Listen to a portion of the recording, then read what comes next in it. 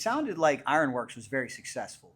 So, as opposed to just staying with Ironworks and using motorcycles as a hobby, you jumped full bore into this as a business and probably had to leave the Ironworks behind. What was it that motivated you to do that? Was it scary? Was it something where you had to do a lot of soul searching to give up on a business that was already successful? The thing is, I never really gave up the business. I was always, because my shop, when I started doing motorcycles for, selling them to people and actually doing it as a business, it was downstairs in the garage below the ironworks. So I was always pretty much involved. And my son Dan, who took over the business, he kind of took over a lot of the headaches that I had. So, I had saved a lot of my money, actually my retirement money, and then I said, you know what, just this is something that I really want to do, and then I started building bikes actually out of my basement.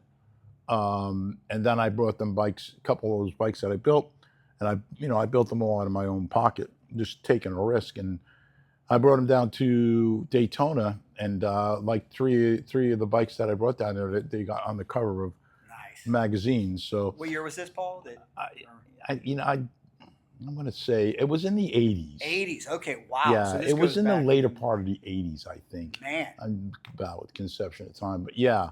And then, as things happen, we were doing well. We had a couple dealers here and there, and I didn't want to do more than, maybe 10 bikes a year.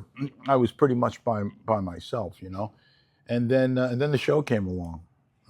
That just changed, it changed everything. absolutely. Total game changer. And that's why I've never really asked you from start to finish how this came about. We know at this particular time era, reality shows were all the rage. The Real World on MTV and Survivor, and that was Yeah. what the public was craving was reality. How did you get this opportunity? How did this come about? And what do you remember about it? What happened was, Jesse had the first show. Jesse James. Jesse James. Yes. He was very successful with it.